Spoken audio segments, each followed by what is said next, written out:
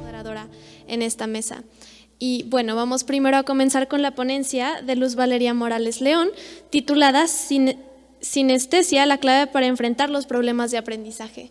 Y bueno, Luz Valeria, gracias. Bueno. Hola.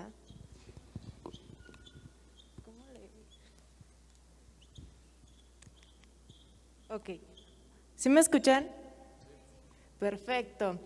Pues hola, muy buenas tardes. Mi nombre es Valeria, estudio una licenciatura en educación primaria y hoy quiero compartirles una pequeña investigación que hice titulada Sinestesia, la clave para afrontar los problemas de aprendizaje.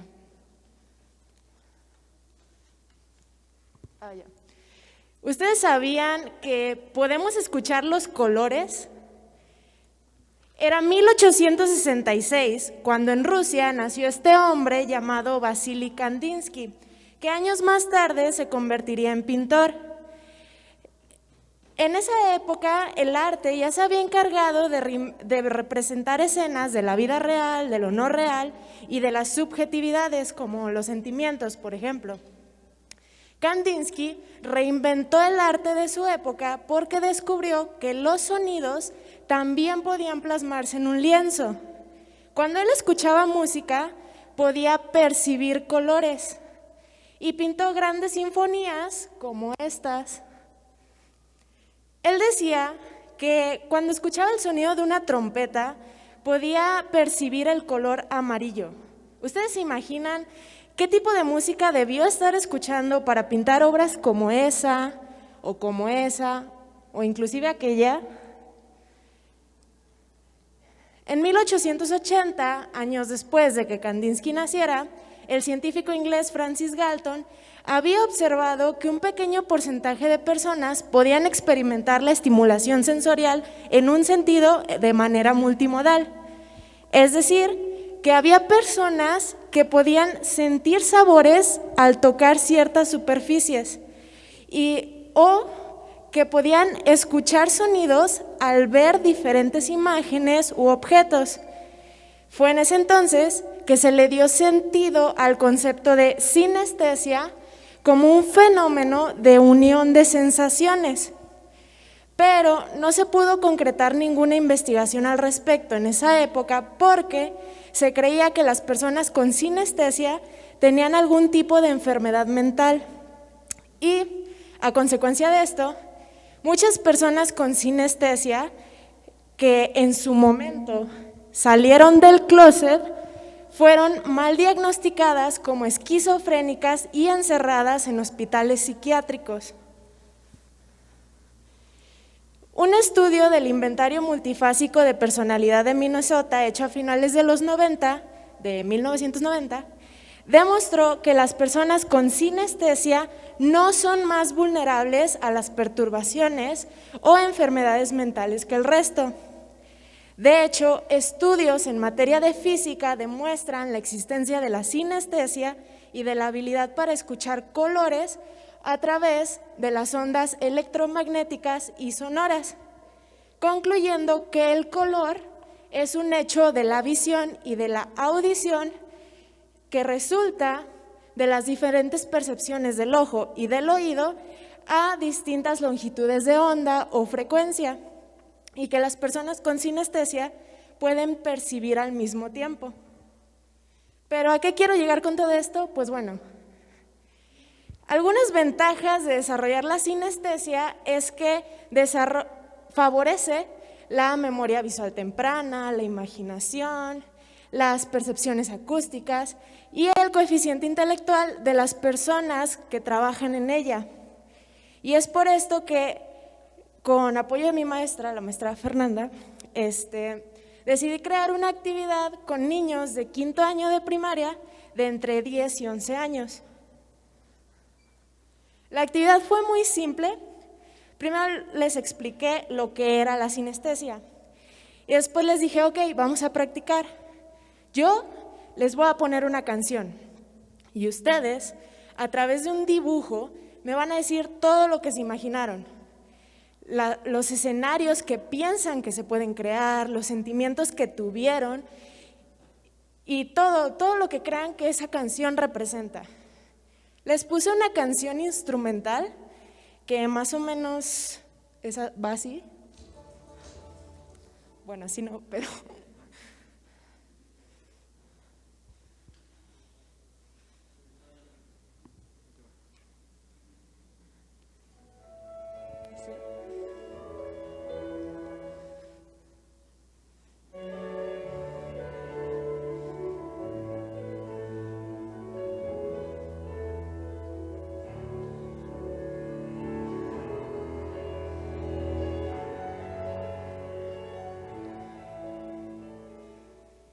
Les puse más o menos una canción que va así, y si alguien se pudo dar cuenta, es un cover en cello y piano de una canción.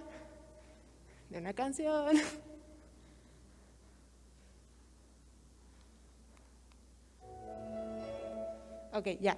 De una canción de una banda que se llama Linkin Park, que si no la conocen, pues es muy buena, se la recomiendo, espero que la conozcan.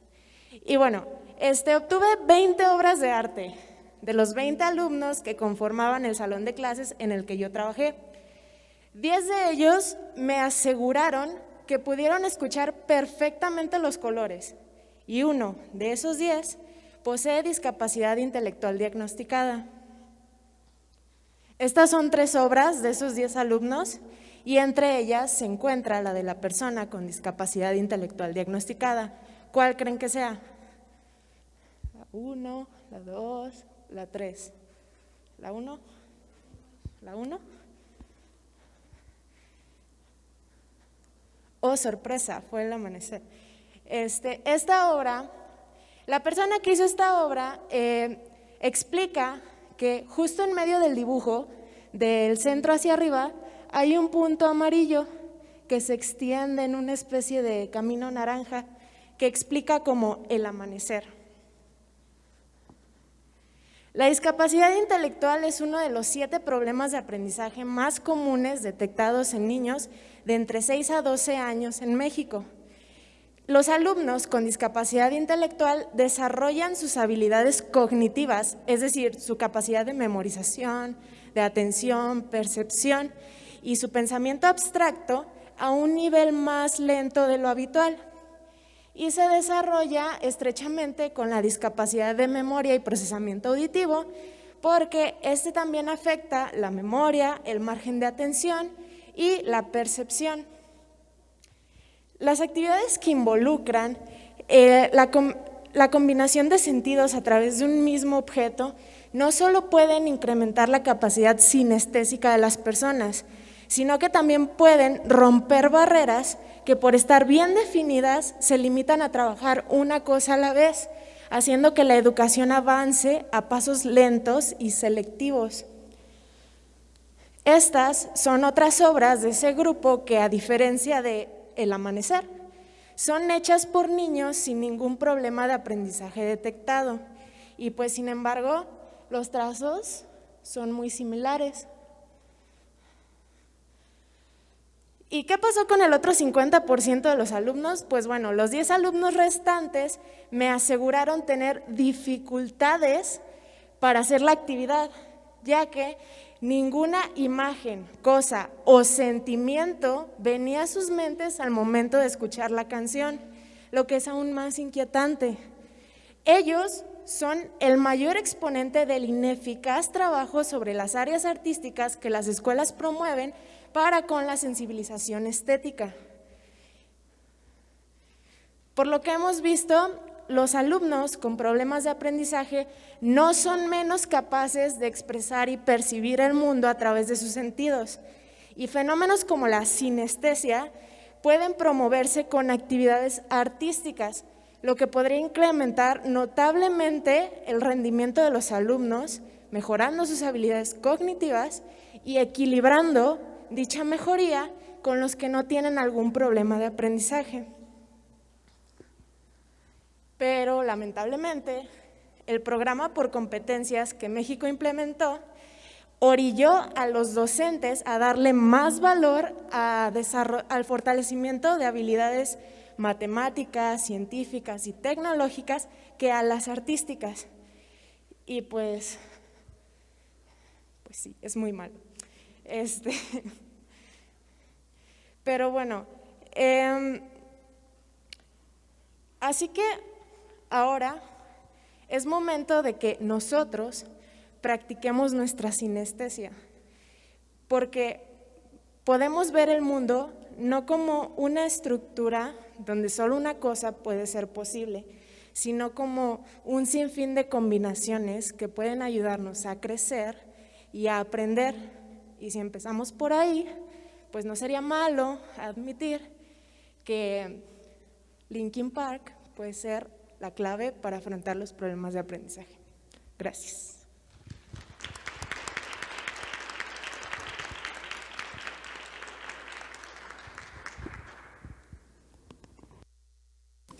Agradecemos a Luz Valeria por una excelente presentación. En efecto, Linkin Park es una banda muy buena y creo que es importante conocer justo la importancia de la educación creativa y, como dijo Luz Valeria, estética para desarrollar las juventudes en términos de educación, y agradezco mucho su ponencia. Ahora vamos a llamar a Omar Ramírez Torres y tiene su ponencia Impacto e importancia de la educación tanatológica en edades tempranas de 6 a 12 años en escuelas primarias rurales de la ciudad de León, Guanajuato, aquí en México. Cuando estés listo, Omar. Muchas gracias. Bueno, sí, ¿verdad? Sí se escucha. Bueno, yo no traigo presentación. Antes yo de presentarme quisiera hacerles una pregunta y quiero que sean lo más sinceros posibles. Y por favor, los que están aquí presentes, quisiera que levantaran la mano aquellos que han tenido o tienen actualmente miedo a morir. Levanten la mano, sin miedo, no los vamos a juzgar ni los vamos a criticar. Muy bien, excelente, muchas gracias. Ustedes que levantaron la mano, quisiera que reflexionaran por un momento si en verdad ese miedo que dicen tener es realmente miedo a morir o creen que sea realmente miedo a la vida, miedo a vivir. Reflexiónenlo un poco. Mientras yo me presento, mi nombre es Omar Ramírez Torres, yo soy egresado de la licenciatura en Psicología y tengo un diplomado en Tanatología. Y el día de hoy vengo a platicar con ustedes de un tema que considero que es tabú en nuestro país, un tema que no se habla dentro de las escuelas y un tema que tampoco se habla dentro de las familias, evidentemente. Un tema que también ya nos dimos cuenta que genera mucho miedo individual, mucho miedo personal. Y es un tema definitivamente que no se habla, por eso digo la palabra tabú, porque es un tema que no se habla. Y este tema es el tema de la muerte, es el tema tan trágico y a veces tan difícil de hablar, que es el tema de la muerte. Como ya comentaron, el título de esta investigación es Impacto e importancia de una pedagogía tanatológica como propuesta interventiva en escuelas primarias de nuestra ciudad de León, Guanajuato. Quisiera aclarar hasta aquí que solamente es una idea de investigación, no es un proyecto de investigación, está en miras a convertirse en un proyecto de investigación, pero por ahora es eso, es justamente una idea. Y por tanto, al ser una idea, pues hasta ahora lo que les voy a presentar es algo muy verde, es algo que todavía no está pues muy maduro, por así decirlo, pero que también recibe una buena retroalimentación de su parte y de ustedes también, por supuesto, para poder nutrirse y por supuesto para poder llevarse a cabo.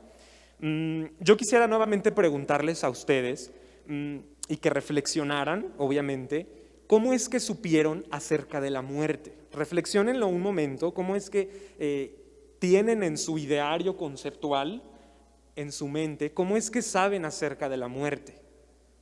Yo quisiera informarles a lo mejor de tres opciones, de tres formas que yo hasta este momento he como considerado las formas en las que aprendemos acerca de la muerte. Una de ellas pues es a través de la experiencia, ¿no? Cuando fallece algún familiar, cuando fallece algún conocido, algún desconocido, es cuando sabemos de la muerte.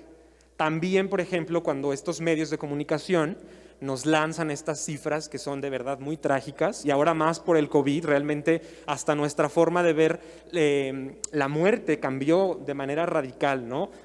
Nos es imposible llorarle a nuestro fallecido cuando estamos atravesando ahorita en este periodo, que es una época pandémica, por así decirlo. Nos limitan por esta sana distancia llorar a nuestros fallecidos, estar ahí, celebrar el ritual fúnebre, hasta eso nos hemos limitado. Nuestra forma de morir ha cambiado de manera radical, de manera diferente.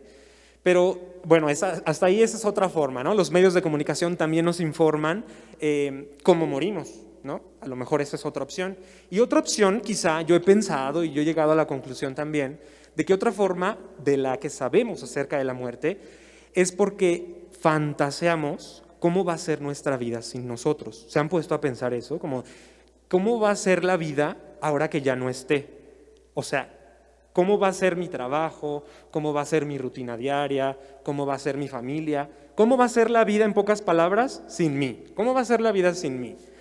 En pocas palabras también, y yo quiero concluir también, o he llegado a la conclusión, de que sabemos de la muerte cuando ya llegó a nuestras vidas y cuando ya sufrimos sus consecuencias emocionales, por ejemplo, los duelos no resueltos, cuando vivimos mucha depresión, por ahí decimos, o mucha bipolaridad o mucha tristeza. Pero si se dan cuenta, sabemos de la muerte, o sea, nuevamente insisto, sabemos de la muerte cuando llegó y cuando se fue. Pero no sabemos, ¿por qué no mejor hablar de la muerte desde antes? O sea, ¿por qué no hablar de la muerte antes de que llegue a nuestras vidas? Y no con esto quiero decir que vayamos a estar exentos de morir, por supuesto que no, eso es algo inevitable, ¿no? Nos vamos a morir. Pero ¿por qué no hablar de la muerte antes de que ocurra, antes de que llegue a nuestra vida? Curiosamente, una de las poblaciones más vulnerables en nuestro país son los niños. Definitivamente nuestro país tiene una cultura no didáctica de la muerte. Diría una de las tanatólogas más reconocidas de nuestra ciudad, perdón, de nuestro país, y justamente por aquellos que no sepan el término tanatología, pues su raíz etimológica significa tánatos, que significa muerte, y logos, que significa tratado o estudio. Entonces, los niños, si se dan cuenta, existen muchos mitos y realidades en torno a esta población.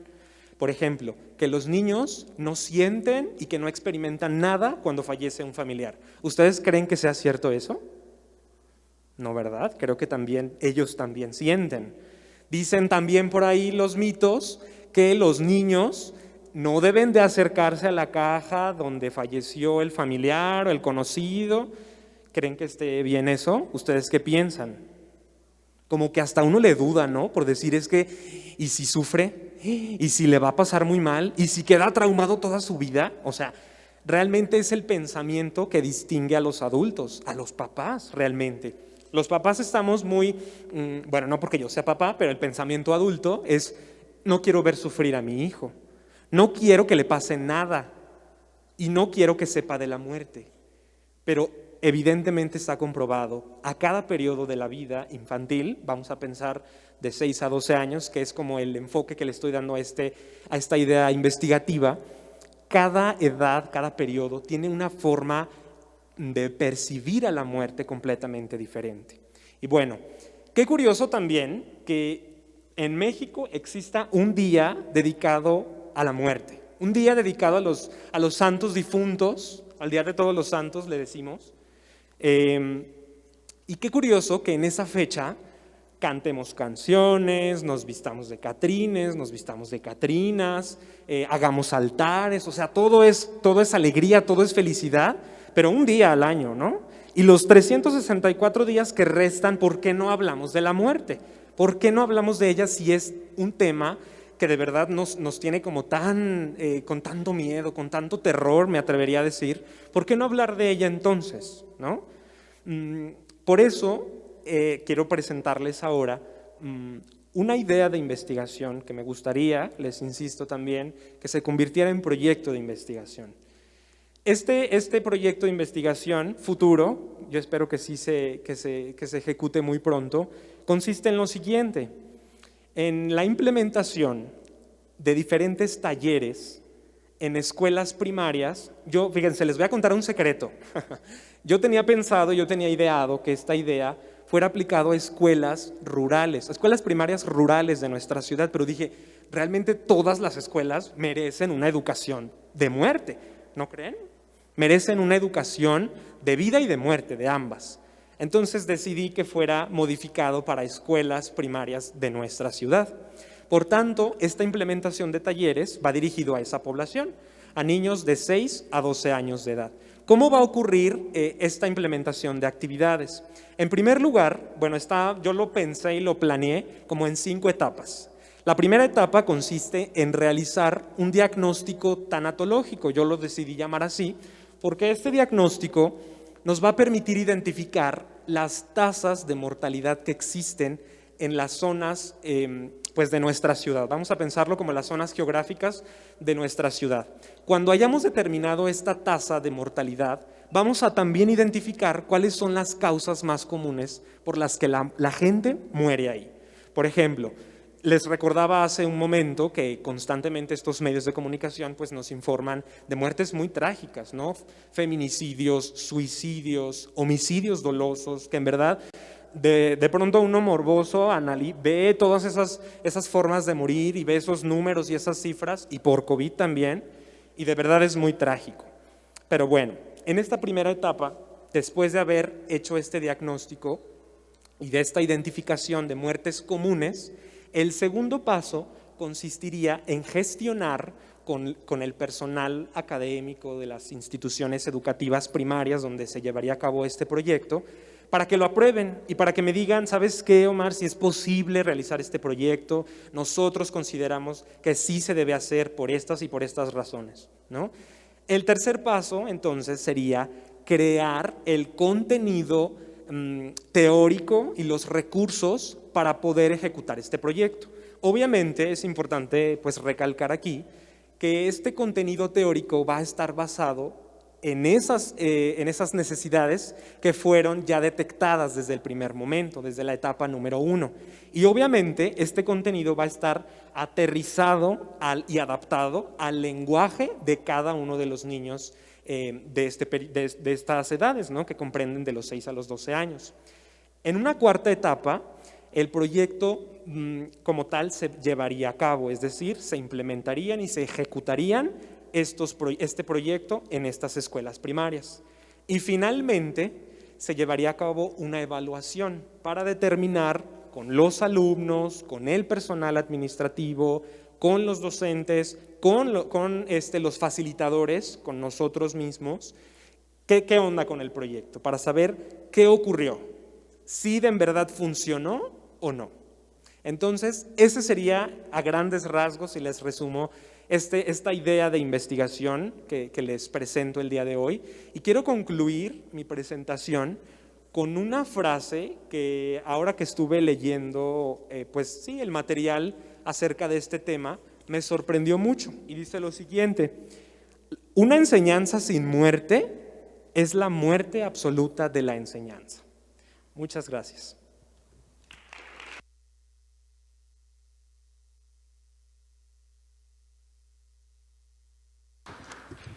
Muchas gracias, Omar, por esa muy interesante ponencia, y creo que en efecto la educación sobre la vida y la muerte en las infancias es fundamental para poder abordar este tipo de tiempos bastante complicados y la vida en general. Dicho esto, vamos ahora con Mariana Peña Tovar para que nos dé su conferencia titulada El desarrollo de la autonomía en alumnos con trastorno del espectro autista a través del trabajo escolar. Hola, muy buenas tardes. Soy licenciada en Educación Especial, Mariana Peña. Ahora, yo les voy a hablar acerca de este trabajo que realicé en un CAM. ¿Alguien sabe qué es un CAM? ¿Nadie lo ha escuchado? Ok, los CAM son centros de atención múltiple. Es donde se atiende a la población de niños con discapacidad en educación básica, desde preescolar hasta secundaria. En estos espacios, estos niños se les da una educación como se le da en cualquier escuela a la cual todos asistimos. Bien, yo estuve en un grupo de autistas. Ahora les voy a platicar un poquito acerca de lo que es ese trastorno para poder hablar acerca de la investigación. El trastorno del espectro autista se remonta a, desde 1910 se empezó a hablar, pero no se estudiaba. Incluso se les llegaba a confundir con esquizofrénicos porque comparten ciertas características, pero no cumplen todos los requisitos. Pero fue hasta 1943 con un doctor alemán, Karner, quien lo describe por primera vez. en donde estudió 11 casos de niños en los cuales vio ciertas cosas que le llamaron la atención. Una de ellas es que estaban ensimismados, no conectaban con el mundo a su alrededor, solamente con ciertas cosas que pasaban esa barrera que ellos mismos se ponían. Después, un año después, Asperger lo volvió a retomar y dio otras nuevas visiones acerca de este nuevo trastorno. Pasó el tiempo y la investigación fue tomando forma y se desapareció o se empezaron a separar de las personas con trastorno autista y las esquizofrénicas. Entonces, ese fue un gran paso. También empezaron a dar seguimiento a estas personas para hacerlas funcionales, ¿sí? Y con el paso del tiempo, este trastorno se volvió parte de la propia cultura. Por ejemplo, en películas, en series, podemos ver personajes que presentan un rasgo del espectro autista. Por ejemplo, en la teoría de Big Bang, Sheldon comparte características del trastorno del espectro autista. Entonces, pues ya, este trastorno va a tener ciertas dificultades en la comunicación y en crear relaciones sociales, ¿sí? Bien, ahora, entendiendo este panorama, puedo hablarles acerca de mi grupo. El grupo en el que yo estuve estaba conformado por 15 niños en edades de 5 a 14 años. Era muy variado. Ahora, algo importante que se me pasó a decir es que se le llama trastorno espectro autista porque a pesar de que tienen autismo, cada uno es diferente. Tienen cosas iguales y otras en las que son totalmente diferentes. Entonces, este grupo, primero por edad, ya era muy diferente y ahora cada uno con el diagnóstico de TEA era aún más. Ahora, yo estuve trabajando con ellos de maneras diferentes. Era la misma actividad y con sus respectivas variaciones. Por ejemplo, algunos no agarraban el lápiz, pero no les gustaba la pintura. Entonces tenía que usar crayolas. A otros no les gustaba mancharse las manos. Entonces no podía hacer ninguna actividad que implicara el mancharse las manos. Sin embargo, intentaba hacer que ellos hicieran la actividad según sus necesidades. Ese fue uno de los problemas. Ahora, otro es que algo muy peculiar pasaba en este grupo, y es que se trabajaban con las mamás. Ellos iban acompañados de su madre, lo cual impedía a veces que el niño pudiera hacer las cosas por sí mismo. Y es aquí el problema principal que yo tomé. ¿Cómo vas a trabajar con un niño que no puede hacer nada? Es muy difícil. Entonces, lo que yo planteé con mis actividades fue que estos niños pudieran hacer las cosas por sí mismos, desde agarrar el lápiz, desde sacar sus materiales, ir al baño, abrir una botella de agua, cosas que sus madres, por el duelo que enfrentan, intentan como hacer todo por ellos, ¿sí? Porque inconscientemente piensan que no va a poder el niño hacer las cosas, ¿sí? Ellas sienten que el niño necesita toda su atención. Tal vez las madres pueden decir, no, claro que no, yo sé que puede, pero inconscientemente sienten eso, sienten ese sentimiento de cuidarlos y de no dejar que nada les pase. Y en ese sentimiento de nada les pase, les cortan la oportunidad de equivocarse, de hacer las cosas. Muchas veces pasaba que les dejaba la actividad y las mamás terminaban haciéndola. Entonces, si yo sabía que el niño no podía hacer una bolita y de repente todo su trabajo estaba bien bonito y bien hechicito, era como, sí, claro, señora. Entonces, pues eso pasó.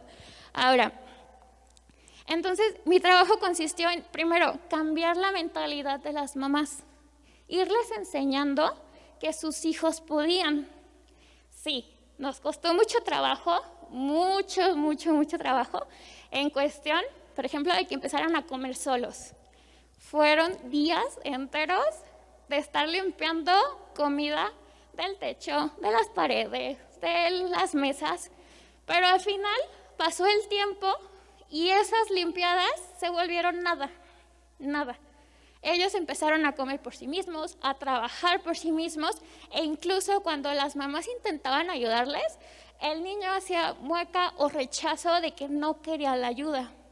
Entonces, fueron pequeñas cosas que ayudaron a su crecimiento y también al de las madres. Ya al final, las madres se acercaron a su servidora y a la maestra con la que estuve para decirnos cómo poder potenciar esto que estaban viendo en la escuela, en sus casas.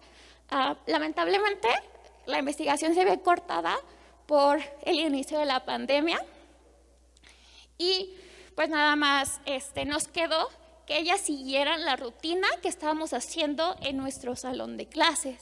Se les hizo videos para saber cómo hacer los materiales, cómo aplicar las actividades y con esto pues se vio fortalecido. Incluso en los videos que nos mandaban ya el niño empezaba a hacer las actividades por sí mismo. Y ellas mismas, las mamás, notaban estos avances. Entonces, su percepción fue cambiando poco a poco. Y para concluir, puedo decir que las personas que tienen este trastorno claramente son funcionales. En mayor o menor medida, ellos van a poder hacerlo e incluso nos pueden llegar a sorprender. Gracias.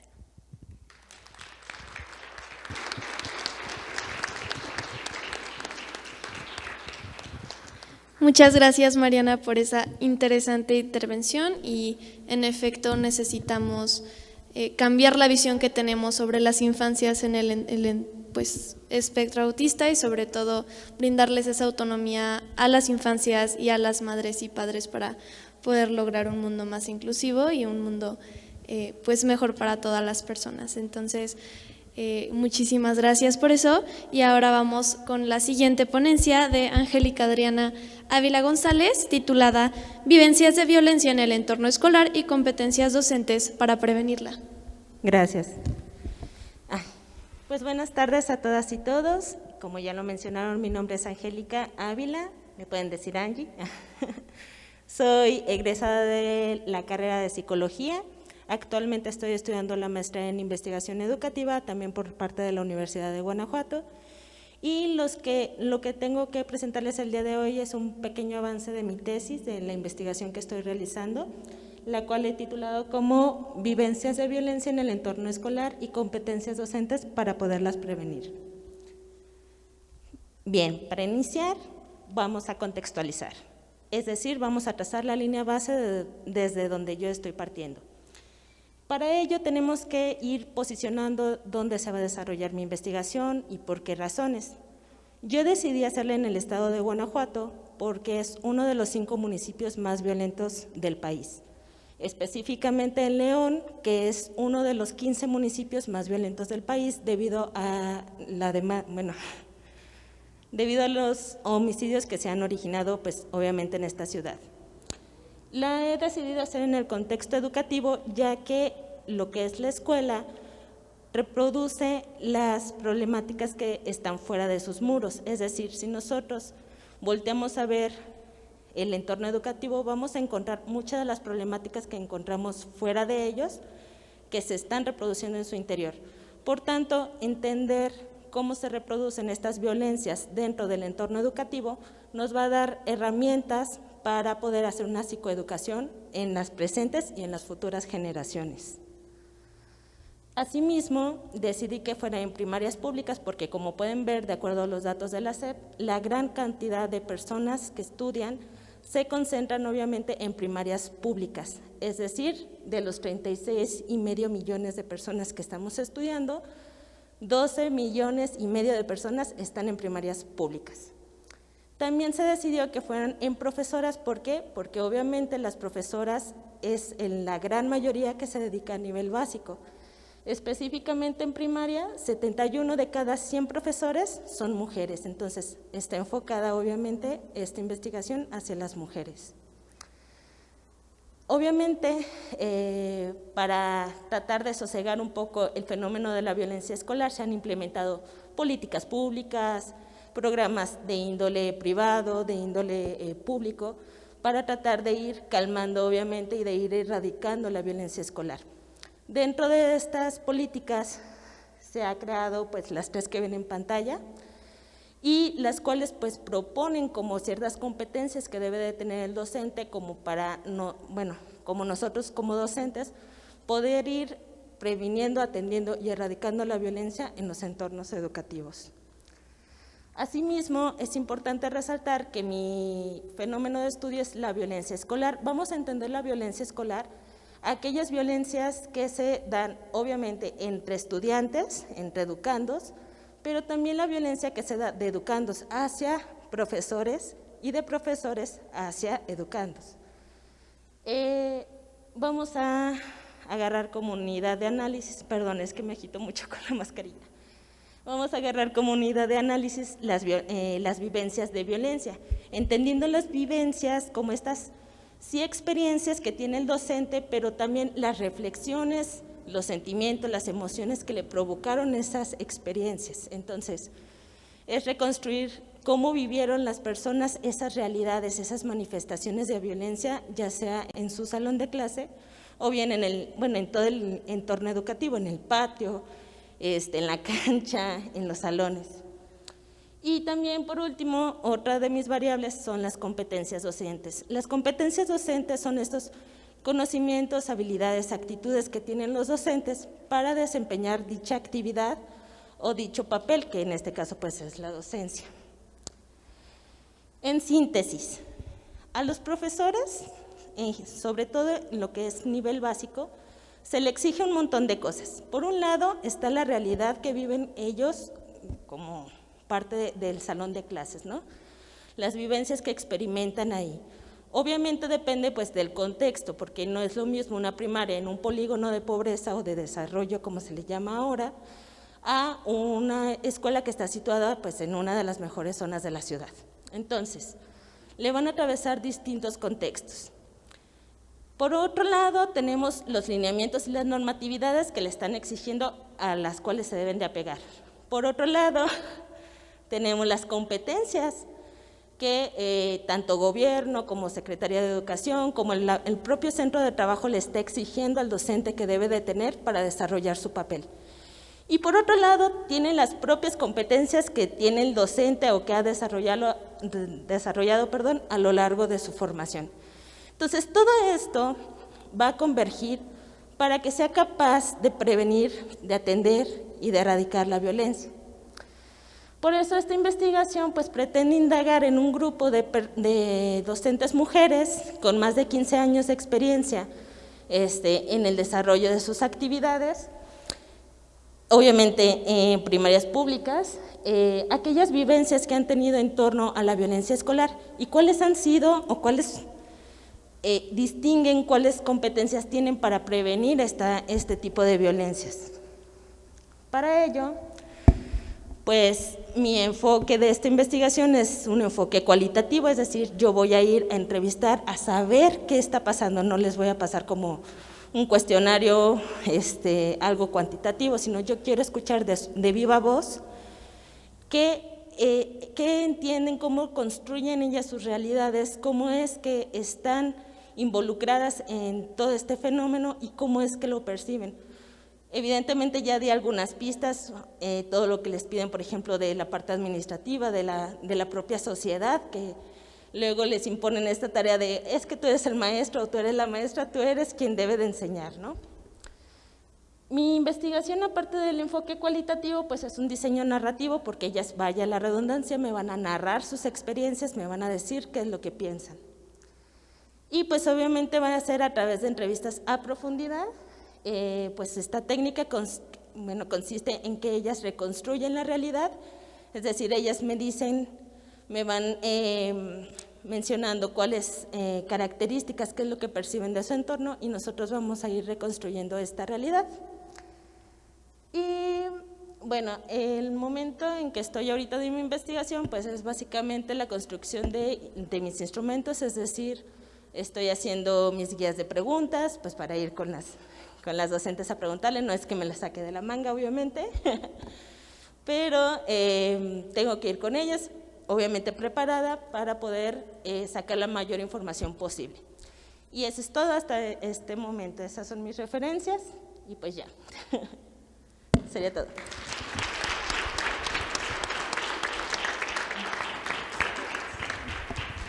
Muchísimas gracias, Angélica. En efecto, crear entornos de paz dentro de las escuelas es súper importante, entender la perspectiva de las docentes respecto a cómo se está viviendo la violencia dentro de sus escuelas también es fundamental para que podamos construir un mejor futuro para pues, las infancias que están en el ámbito educativo.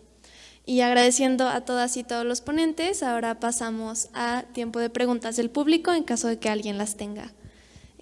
Como las ponencias pasadas, se recomienda que sean para todas y todos los ponentes, pero si alguien tiene alguna específica también es extremadamente válido. Y allá tenemos una pregunta.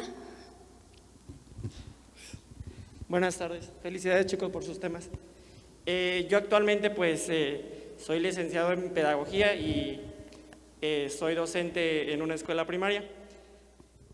Sus temas a mí me parecen muy interesantes, contextualizando que ahorita estamos de una manera virtual con los niños y las problemáticas que se ven o que actualmente estamos viendo con los niños pues van muy encaminadas a sus temas. A mí me gustaría saber si sus temas nos ayudarían a nosotros como docentes de manera de un test o un diagnóstico para que nosotros podamos resolver las problemáticas de aprendizaje, que se avecinen o que se vengan a raíz de esta contingencia, de este periodo de aislamiento que han tenido los niños. No sé si sus investigaciones a nosotros como docentes nos ayuden y esas estrategias nos las puedan compartir para nosotros tener una herramienta para ayudar a los niños. ¿Alguien desea contestar? Gracias.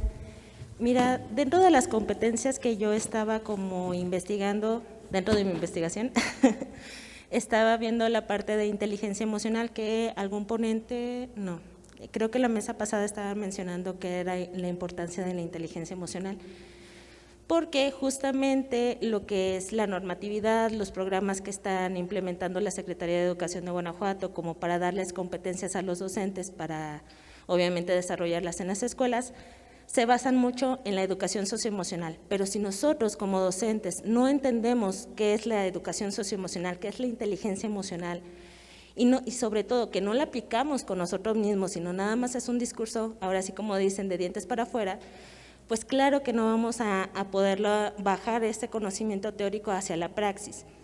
Entonces, yo considero que sí es importante, obviamente, capacitarnos, leer, obviamente, investigar y todo, pero sí, primero que ese conocimiento abstraerlo hacia nuestra propia persona y luego implementarlo hacia los alumnos. Por ejemplo, está la parte, si nos vamos como a teorías, por ejemplo, la del modelamiento de Bandura, nos toman a nosotros como profesores como referentes, vaya. Entonces, si nosotros somos los modelos de estos niños y si nosotros, por ejemplo, no tenemos esta inteligencia emocional y a la primera que me enojo yo como docente porque estoy frustrada, porque a lo mejor no me ponen atención, el niño va a entender, pues es válido gritar o es válido amenazar o es válido, ¿sí? Y no es porque yo en la clase yo les dije, no, pues es que cuando te sientas enojado tienes que contar hasta 10 y respirar y bla, bla, bla. Pero si yo en la práctica, cuando estoy dando clase, cuando no les estoy dando educación socioemocional, sino les estoy dando matemáticas y ya me frustré porque no me entienden, y entonces ellos dicen, oye, pero, o sea, sí me dijiste eso, pero estás actuando de esa manera, entonces, pues voy a actuar como porque tú eres mi modelo, ¿no? Entonces, en sentido de tu pregunta es eso, con esta cuestión de la pandemia, se va a ver complicadísimo el retorno a clases, porque algunos, sobre todo con un perfil, por ejemplo, introvertido, pues están muy cómodos en su casa porque pues no hay bullying, no hay nada que me acosen, ¿no? No hay. Pero si nosotros como profesores también no afrontamos o no pasamos este duelo de lo presencial a lo virtual y no lo comprendemos y no lo asimilamos, creo que mucho menos lo van a asimilar nuestros niños si no lo entendemos nosotros en primera instancia. Y pues ya, creo que esa es mi intervención. Muchas gracias, Angélica. No sé si alguien más quiera contestar esa pregunta o tenga como comentarios. Bueno, ¿hay alguien más del público que desee postular una pregunta?